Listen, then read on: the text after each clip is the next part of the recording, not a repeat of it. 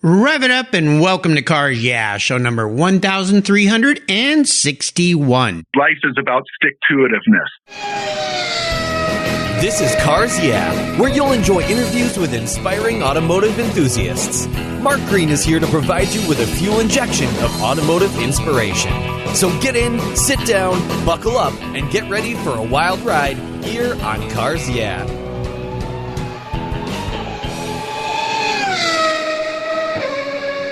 Everyone who knows me knows I'm really picky when it comes to my cars and keeping them looking new. I'm a huge fan of Covercraft floor mats. I've protected my vehicle with their products for decades. Want to keep your vehicle's interior looking new? It's easy with Covercraft floor mats. They will protect your vehicle's factory carpets from daily abuse, weather, pets, children, weekend adventures, and those everyday spills. It's a fast, easy, and stylish way to keep your vehicle looking new. Covercraft floor mats come in a wide variety of styles, materials, and configurations, all designed for maximum protection. In addition to Premier Plush and Berber custom floor mats, you'll also find cargo liners, canine cargo area liners, dash covers, and sunscreens. Enhance your vehicle's looks while protecting the factory finishes with easy-to-install and easy-to-clean floor mats. Covercraft is the right choice. Learn more today at covercraft.com and tell them Mark at Cars Yeah sent you.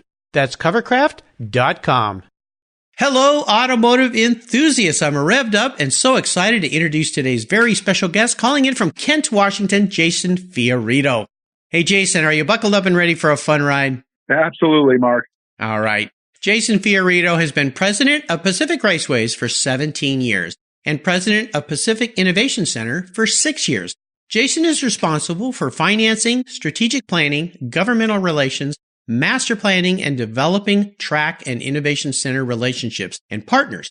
Jason was instrumental in working with local governments to secure legislation that allows for the development and improvements that are planned for Pacific Raceway, including Pacific Innovation Center, which we're going to learn about today, a tech campus designed to accelerate innovation in automotive technology. I love this idea.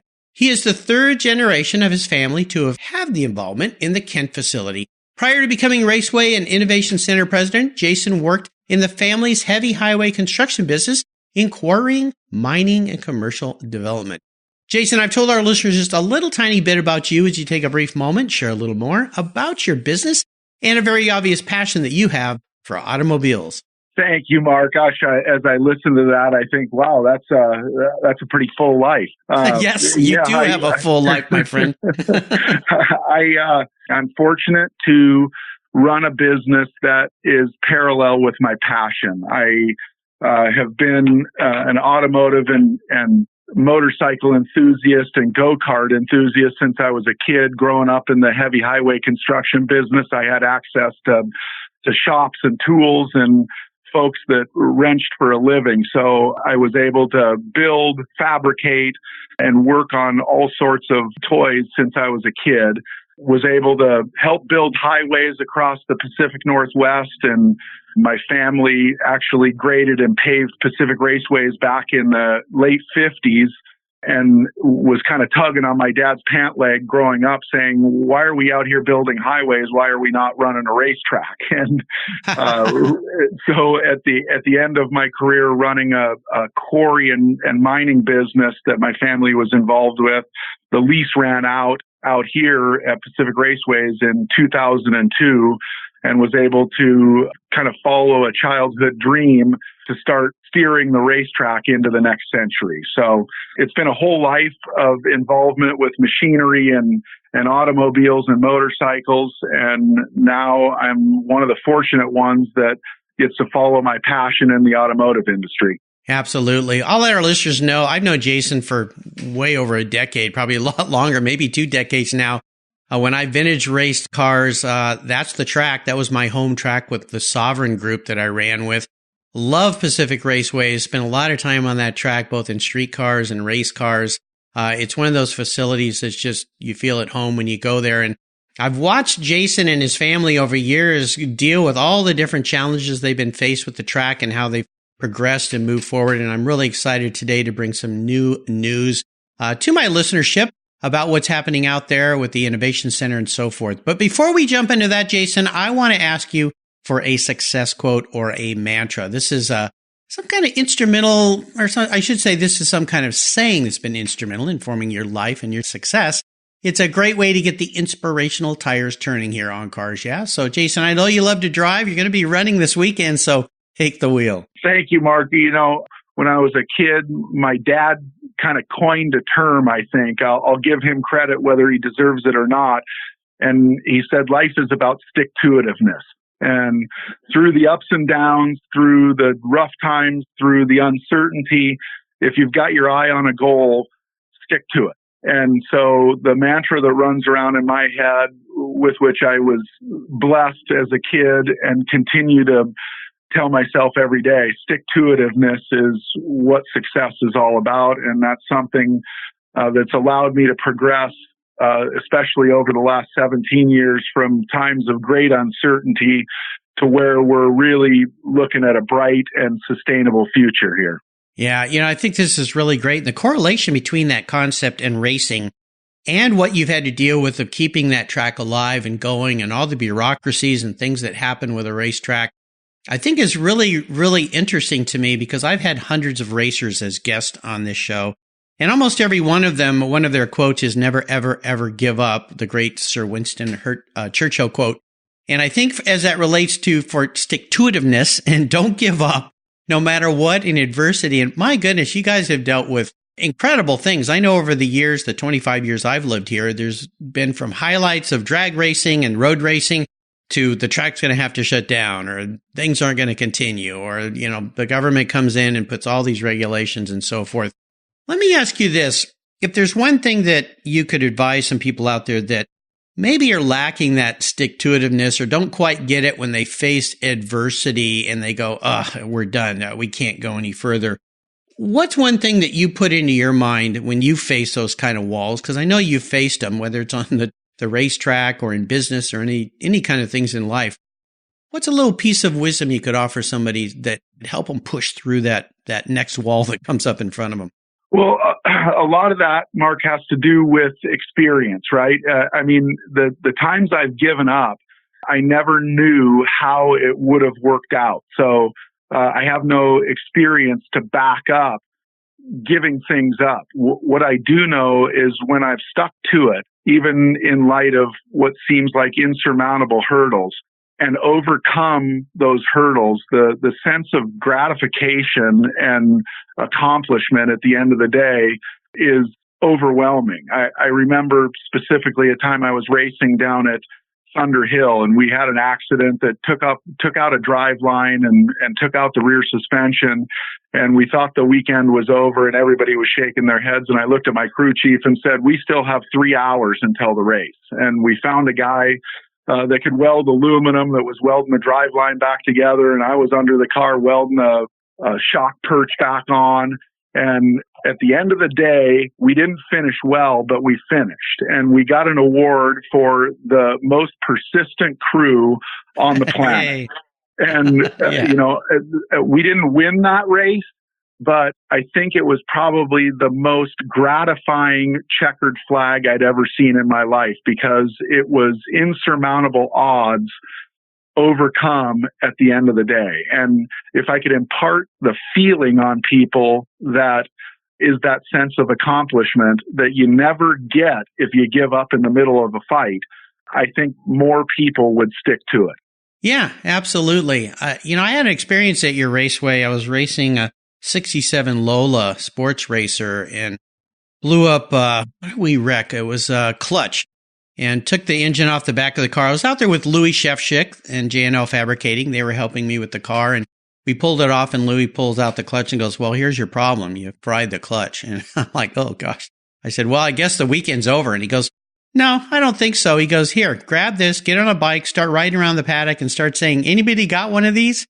And sure enough, I found somebody else that had one. They gave it to us, loaned it to us, I should say, and put it in the car, and I got to race the rest of the weekend. So I think that's the spirit of racing, don't you? I mean, you don't give up until it's like till the fat lady sings, as they say.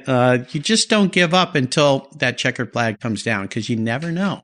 You never know. And embedded in your story is the second lesson I've learned, which is ask for help. When I'm underwater and I'm overwhelmed, don't let my ego get in the way of asking for help. And if you never give up and you're humble enough to ask for help when you need it, I don't know that there's a problem out there that can't be overcome. Yeah, I'm so glad you said that. That's a great way to think about it. Well, let's have you share a story that instigated this passion you have for cars. You kind of started to get into it when you were a little boy working around all this equipment, your family's business and so forth. But is there a pivotal moment in your life when you knew that you were indeed going to be a car guy and a racer? Mark, I can't remember a moment in my life where I wasn't a car guy.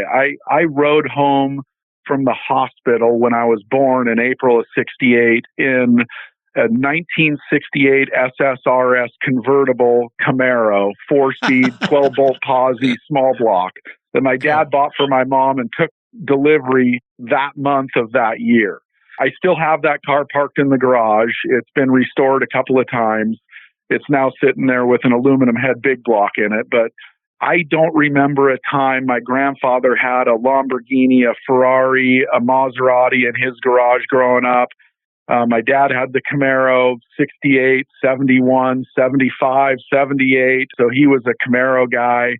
You know, I had go-karts since I was a kid. I couldn't get my hands quickly or often enough on anything that would generate power and speed. So I don't know that there's a moment that I knew. I think there wasn't a moment that I didn't know is a better way of answering that question. Yeah, it sounds like it with a family generational history like that. I love it.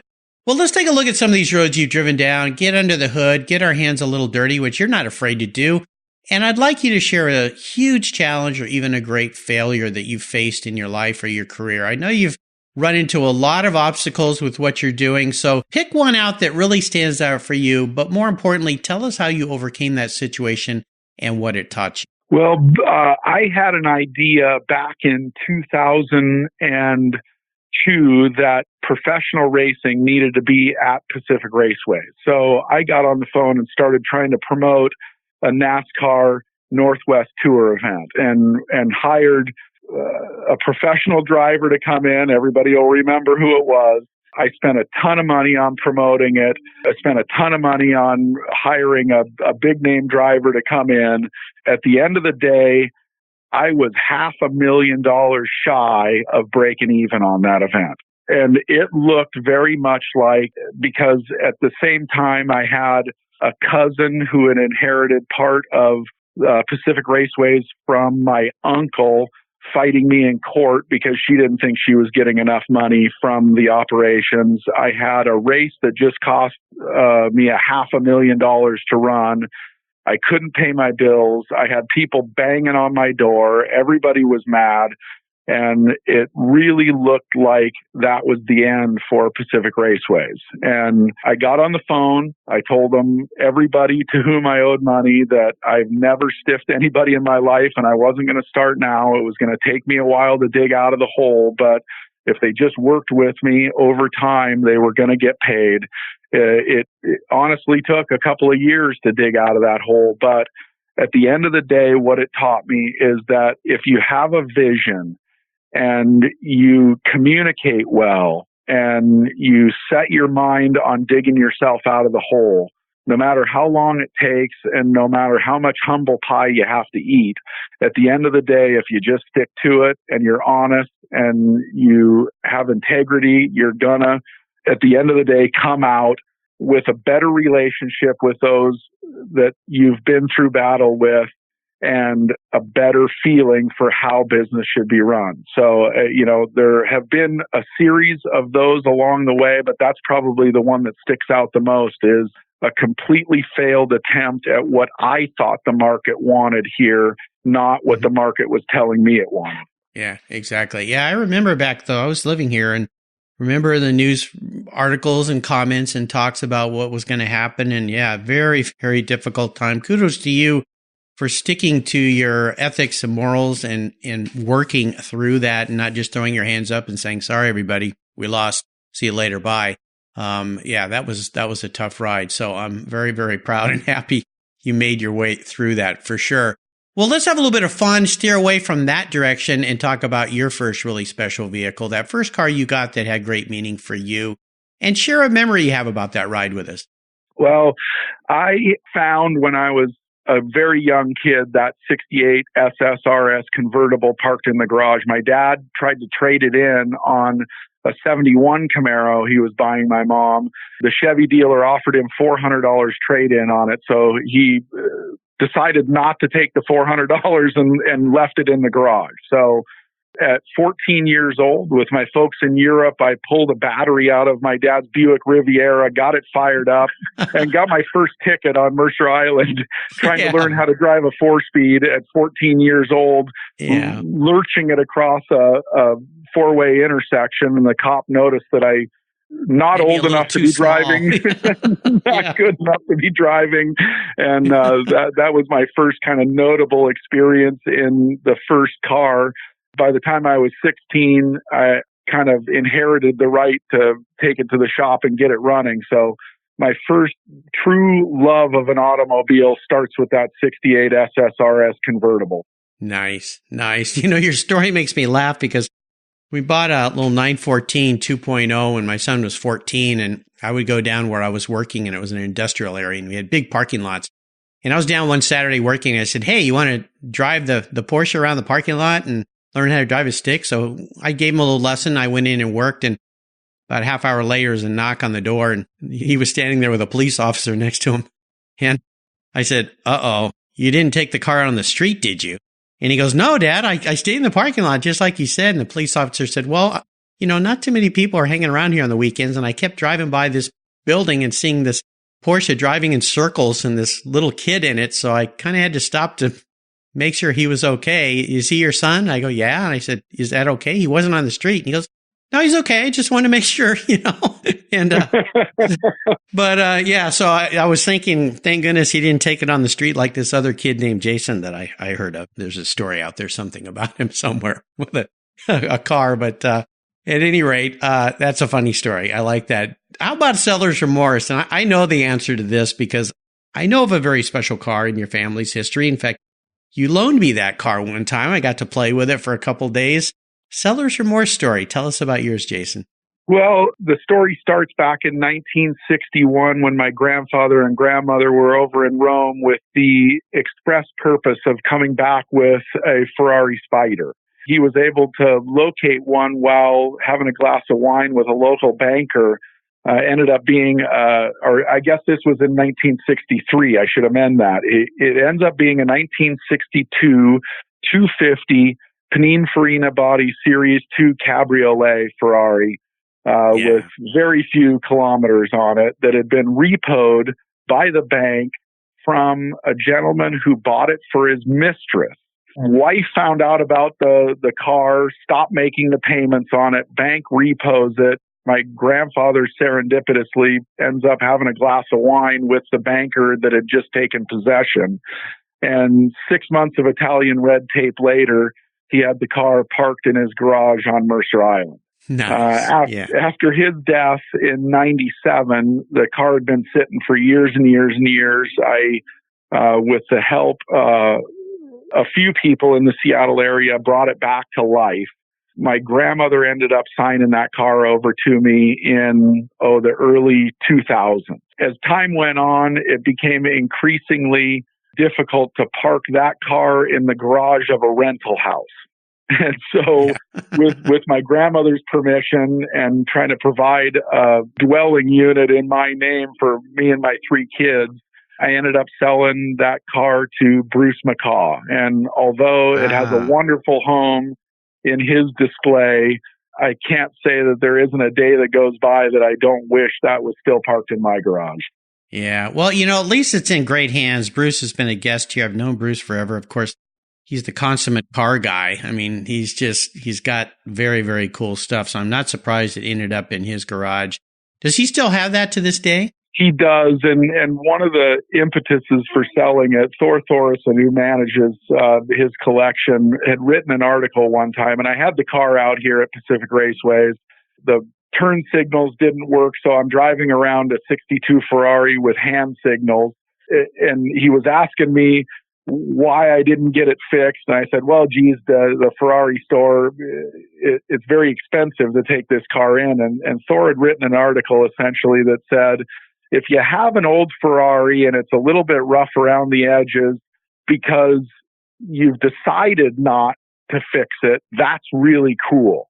If you have an old Ferrari and you're not fixing it because you can't afford to fix it, that's a shame.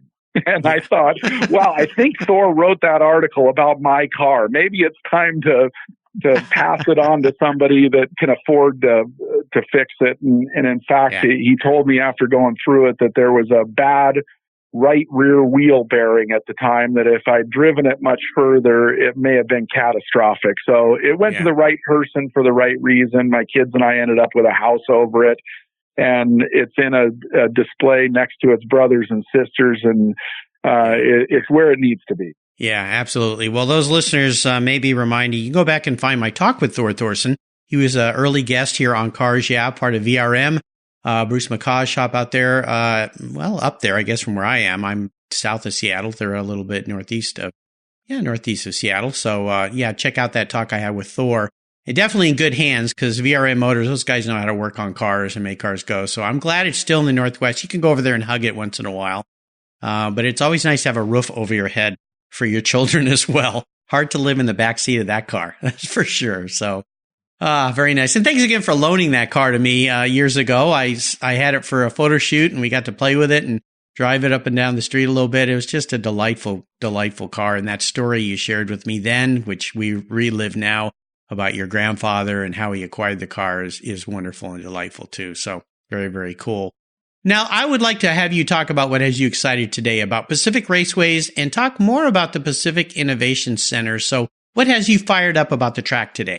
Oh, thank you, Mark. The continuum out here has been trying to find a way of making a track of this size sustainable in the Pacific Northwest when we have a pretty abbreviated racing season.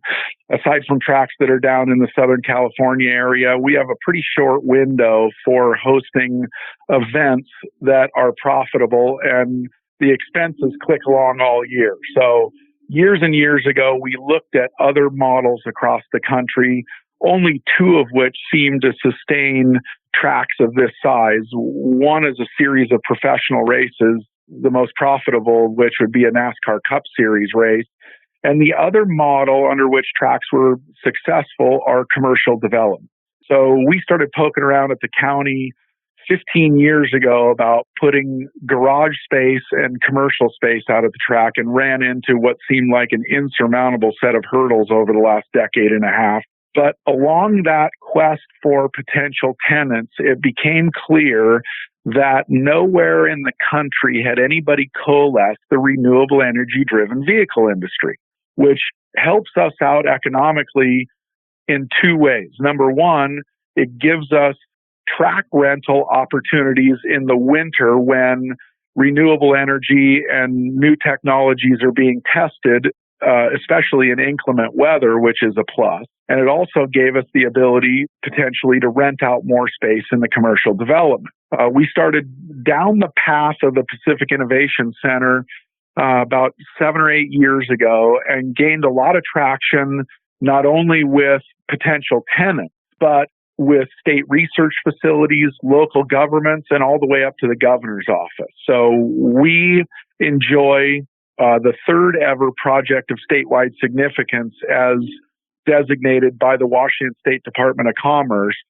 Now we are on the list of folks that they are using as a magnet to attract national and international businesses to the Pacific Northwest. But we've also built relationships with folks like University of Washington, Washington State University, Central Washington University, that are enjoying the thought of allowing our tenants in an incubator project capacity to access their state research facilities.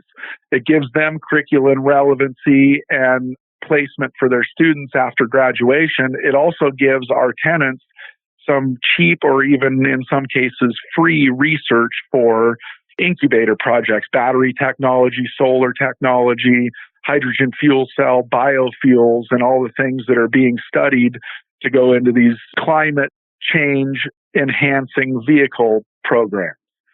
So we're really excited in that we seem to be leading the charge for converting a certain number of track days to testing days for new technology and converting a theoretical commercial development that, generally speaking, would cater to the traditional motorsports industry into something that would accelerate innovation in the automotive technology industry. And it helps us politically, of course, because racetracks generally take a hit for producing noise and traffic and gas emissions. We're kind of leading the charge in terms of converting a certain percentage of our days over to new technology and innovation in the automotive industry so that we can be viewed as not just a producer of carbon emissions, but a tool to reduce carbon emissions. Nice, nice. Where can people go to learn more about Pacific Innovation Center? We have some information on our website, pacificraceways.com, and we're in the process of developing a special page for just the Innovation Center. But most of the information you're going to find on the Innovation Center is embedded in our website. Nice, nice. I'll make sure to put a link to that on Jason's show notes page. Go check out what they're doing. This is very, very cool, very forward thinking, and I'm so happy to hear this path that you're going down. Absolutely fantastic. Jason, up next is the last lap. Before we put the pedal to the metal, let's say thank you to today's Cars Yeah sponsors. When you want proven performance, there's one brand that's been around since 1938. That's Edelbrock, building the finest American-made performance products for the street and track. Edelbrock's products are designed and dyno-proven to deliver maximum results. Edelbrock has thousands of made-in-the-USA performance products for all makes and models. From their new AVS2 carburetor and innovative ProFlow 4 EFI for your muscle car or truck, to superchargers for your daily driver and more, visit Edelbrock.com to check out the latest products for your ride. And when you're ready to check out, enter CARS YEAH in the coupon code and get 10% off your order. That's Edelbrock, automotive performance since 1938. You take care of your cars, but who takes care of your investments? Tune-ups aren't just for engines. Updating your financial plan is important too. Your GPS may take you from A to B, but it won't help you on the road to financial freedom. For that, you need a good co-pilot and a very trusted advisor. Chris Kimball, CFP, is just the man for the job. He'll guide you down that road without driving you crazy. For over 25 years, Chris has helped people just like you and me with their financial planning and investments. With a master's degree in financial services, he is eminently qualified. And he's a car guy too. Learn more at chrisvkimball.com or call 866-ON-A-PLAN. Securities through Money Concepts Capital Corp. Member FINRA SIPC. CK Financial Services is not affiliated with Money Concepts Capital Corp. Are you looking for a way to get your products or services into the ears of thousands of automotive enthusiasts around the globe? I can help. This is Mark Green here at Cars Yeah, and I'd be honored to be an influencer and ambassador for your brand in a unique and personal way. 5 days a week, thousands of subscribers and listeners enjoy the Cars Yeah podcast and website. Contact me today and I'll show you how at mark@carsyeah.com or connect with me through the Cars Yeah website at carsyeah.com. All right, Jason, we are back, and I have a bit of an introspective question for you. If you woke up tomorrow and you were a car, actually manifested as a car, not what you want to be, but how you perceive yourself as a vehicle, what would Jason be and why? You know, I put some thought into this, Mark, and I think that I would be a Ford GT40. And because there were a lot of people that spent a lot of energy in making that program successful, and it wasn't a success overnight, and it didn't take a lack of effort. But I look back on my family generationally and am thankful for the energy that people put into me to steer me in the right direction, to instill a sense of integrity and responsibility in me, and put the tools at my disposal that would allow me to be an asset to the family and the region. And the Ford GT40 put forward on the map as a very credible and successful racing program. And I'd like to think that all the energy that was put into me by previous generations to steer me in the right direction is going to allow me to be an asset to the Pacific Northwest racing industry and the family business. So I think I would like to be personified as a Ford GT40. I like that. Very, very cool. And of course, they're going to be coming out with a movie later this year. I think it's in November, Ford versus Ferrari, where that car is the featured car. Of course, I think it's Christian Bale and Matt Damon are going to be in that show about how they developed the Ford GT40 and went out to beat Ferrari at their own game. In fact, I think Dan Gurney's being betrayed by his son, Alex, in that movie as well, which is pretty cool. So can't wait to see that. But I like that. I like the reason behind your answer, too, Jason. That was very thoughtful. Well done. Well done. Well, we are entering the last lap. This is a place you've been many times. The white flag is out. I'm going to fire off a series of questions and ask you to give our listeners some quick blips of the GT40 throttle. So here we go. What's the best automotive advice you've ever received? To do it right, not to do it quickly. That which can be done right cannot always be done quickly. Yeah, excellent. How about one of your personal habits? I think we touched on this, that you believe has contributed to your many successes. Well, some people would call it stubbornness, but I choose to look at it as stick-to-itiveness. Yeah, absolutely. Yeah. The tenacity is always a great trait in entrepreneurs, and it's one that's carried through with many, many of my guests here on Cars Yeah. Do you have a resource that you'd like to share with our listeners? The resource I go after is the internet. If I am persistent at needing some knowledge, the old school way was to go into the encyclopedias and the books. I am addicted to the internet, and I, not for kind of pleasure reasons, but for research reasons. And, it's not always easy to come up with the answer. Sometimes it takes me 2 or 3 hours of digging and rephrasing things, but it is amazing the wealth of knowledge that this universe has to offer. And in an attempt not to reinvent the wheel, I love researching things on the internet. Yeah, incredible what we could get our hands on too so quickly today. If I could arrange for you to sit down and have a drink with anyone in the automotive field, living or deceased, who would that individual be? Dale Earnhardt. Dale Earnhardt Sr. Has always been an idol of mine in terms of how he conducted himself on and off the track. Fierce competitor, but always conducted himself with fairness. And he's an old grain silo welder that made it, to the top of his field, both as a driver and I believe, if I have the story right, was the first guy to really market himself well and owned the marketing rights to his own stuff. So Dale Earnhardt Sr., I would give anything to sit down and have a drink with him. That would be very, very cool. How about a book? Is there a book you've read you'd like to share? Ross Bentley, Speed Secrets. Dissecting a lap with Ross Bentley and Speed Secrets has allowed me to look at not only taking a lap differently, but living life differently. Yeah, Ross has been a guest here on the show. He lives just north of me here, north of Gig Harbor, and he actually has his own podcast now. He has a weekly blog you can sign up for that kind of outlines racing and racing techniques and things. Love Ross, great guy. Shout out to him.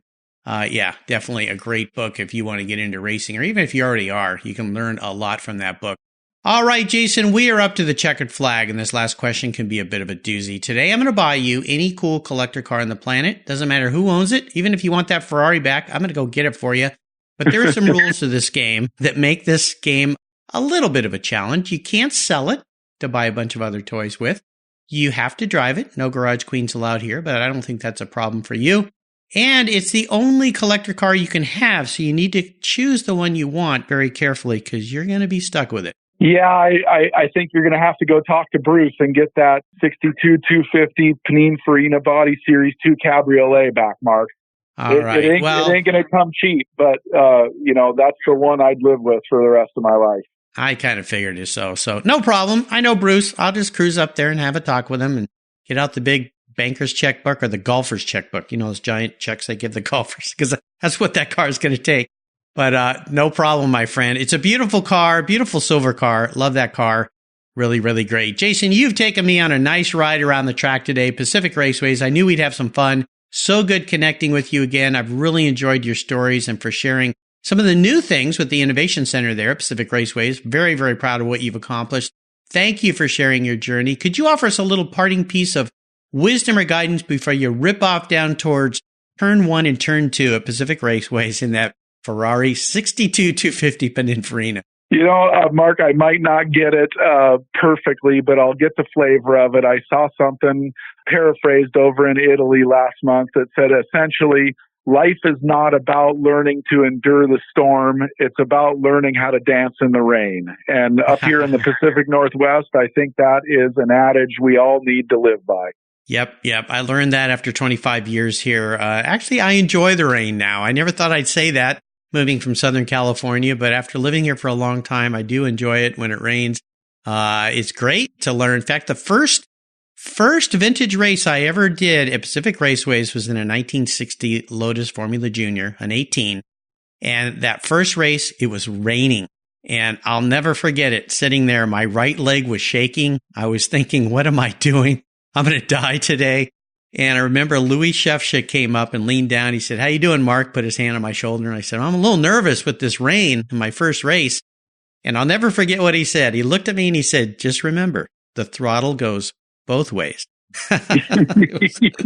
And I survived. A couple cars didn't that day. I watched a Corvette crash right in front of me, but I survived because the throttle does go both ways. But yeah, learn to dance in the rain. Definitely a nice way to go. And when you do it, think of Jason Fiorito. What's the best way for our listeners to learn more about you and Pacific Raceways? PacificRaceways.com. That's where it all starts and ends. Absolutely. Again, listeners, you can find all these links on Jason's very own show notes page on the Cars Yeah website. Jason, my friend, thanks for calling in today. Thanks for being so generous with your time. And I see the sun has come out here in the great Pacific Northwest, so today's going to be a very nice day. Thank you for sharing your experiences with the Cars Yeah listeners. Until you and I talk again, I'll see you down the road or at Pacific Raceways. Thank you, Mark. Cheers, my friend. You too.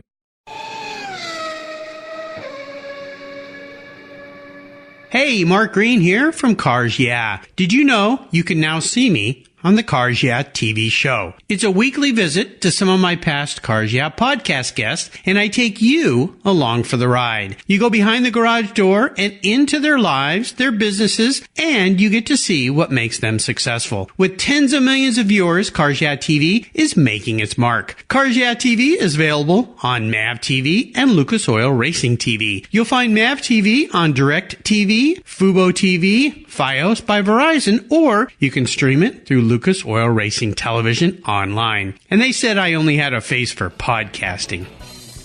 Thank you so much for joining us on today's ride here at Cars Yeah. Drive on over to carsyeah.com to find show notes and inspiring automotive fun. Download your free copy of Filler Up, a fun book filled with gorgeous photographs of fuel filler fun, including quotes from more inspiring automotive enthusiasts. Download your copy today, and we'll see you next time on Cars Yeah.